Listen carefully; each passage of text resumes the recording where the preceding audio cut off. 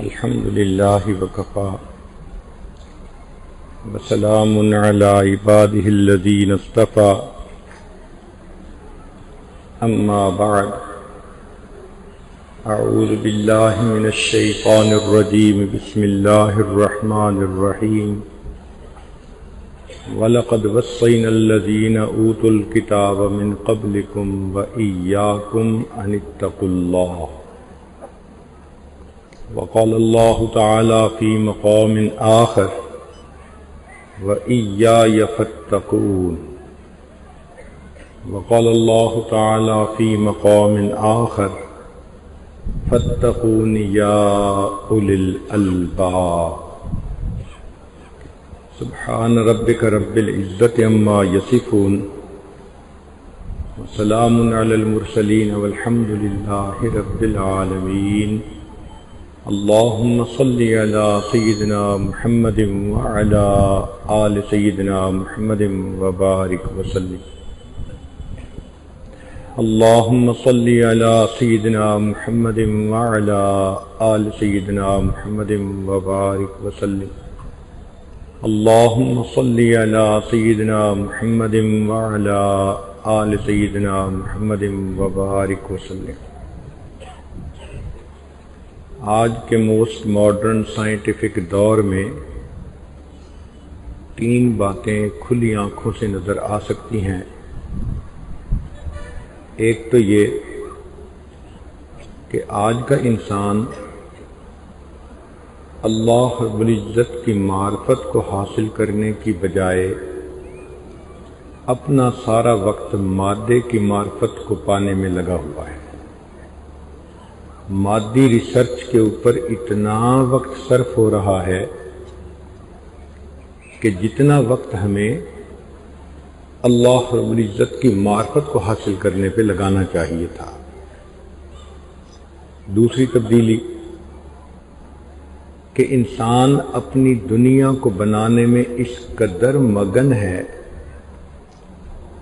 کہ آخرت کو بنانے سے یہ غافل ہو گیا ہے۔ جس بندے کی زندگی کو دیکھو وہی اپنی جنت سجانے میں لگا ہوا ہے۔ میرا گھر ایسا ہو، گاڑی ایسی ہو، بیوی ایسی ہو، بچے ایسے ہوں، ہر چیز میں آئیڈیل ڈھونڈتا ہے اور پرفیکشن ڈھونڈتا ہے، حالانکہ یہ چیزیں تو آخرت میں ملنی تھیں۔ تو گویا آج کا انسان دنیا میں ہی اپنی جنت بسانے کی کوشش میں لگا ہوا ہے۔ تیسری تبدیلی کہ اپنے باطن سے غافل ہو کر فقط ظاہر کو سجانے میں یہ انسان لگ گیا ہے۔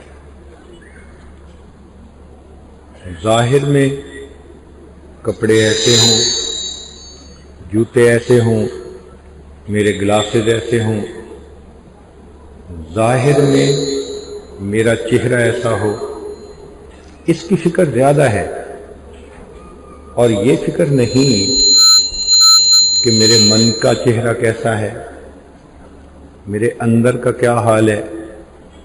نتیجہ کیا نکلا کہ باہر کے پالیوشن کنٹرول کے لیے تو منسٹریز بن گئیں اور اندر کے پالیوشن کنٹرول کی کسی کو فکر ہی نہیں ہے۔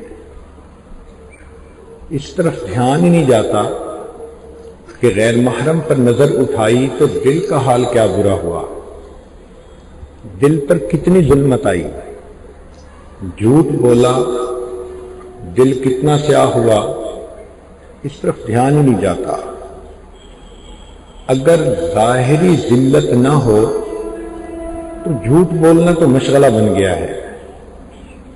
تو انسان اپنے من کی دنیا سے غافل ہو کر فقط تن کی دنیا کی کامیابی حاصل کرنے کے پیچھے لگ چکا ہے۔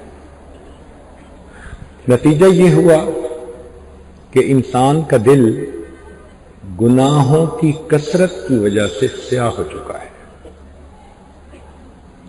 آج کے انسان کا دل عمومی طور پر سل بن چکا ہے، پتھر بن چکا ہے، او اشد قسوہ بلکہ پتھروں سے بھی زیادہ سخت ہو چکا ہے، اس لیے کہ پتھر تو پھر بھی اللہ کے خوف سے کانپ اٹھتے ہیں۔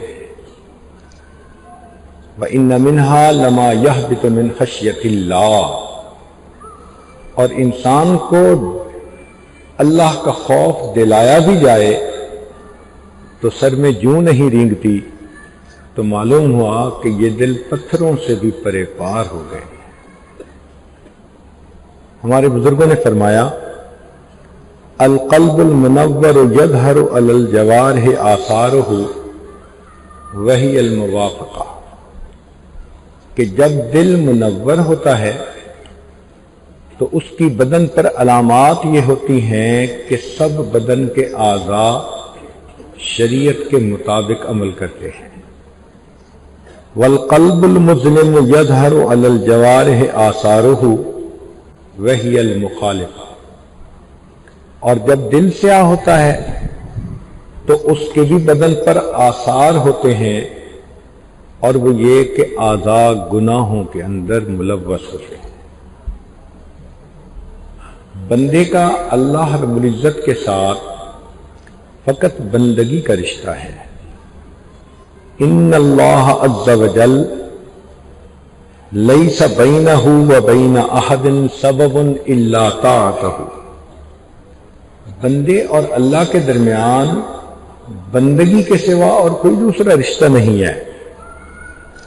چنانچہ جو نیک ہے وہ اللہ کا بندہ ہے، اور جو نیک نہیں وہ نفس اور شیطان کا بندہ ہے۔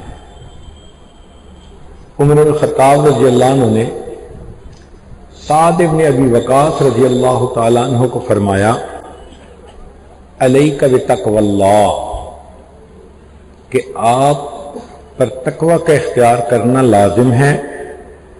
فإن اللہ لا یمحو السیئ بالسیئ ولیکنہ یمحو السیئ بالحسن، اللہ تعالیٰ برائی کے ذریعے برائی کو نہیں ختم کرتے، برائی کو اچھائی کے ذریعے سے ختم کرتے ہیں۔ ولا یغرنک انک یقال صاحب رسول اللہ وخال رسول اللہ، اور یہ چیز دھوکے میں نہ ڈال دے کہ لوگ آپ کو نبی علیہ الصلوۃ والسلام کا صحابی اور نبی علیہ السلام کا ماموں کہتے ہیں۔ سعد بن ابی وقاص نانو بنی زہرہ قبیلہ سے تھے، اور بی بی آمنہ بھی اسی قبیلہ سے تھی، تو اس نسبت سے وہ نبی علیہ السلام کے ماموں کہلائے۔ تو عمر لانو نے فرمایا کہ آپ کو یہ چیز دھوکے میں نہ ڈال دے کہ لوگ آپ کو نبی علیہ السلام کا صحابی اور نبی علیہ السلام کا ماموں کہتے ہیں، آپ برائی کو ہمیشہ اچھائی سے دھکیلتے ہیں۔ اب ہم سوچیں کہ ہم کس کھیت کی گاجر مولی ہیں کہ ہم ذہنوں میں یہ لیے بیٹھے ہیں کہ ہم جو مرضی گناہ کرتے پھریں ہم اللہ تعالیٰ کے پیارے ہیں۔ ایسی بات ہرگز نہیں۔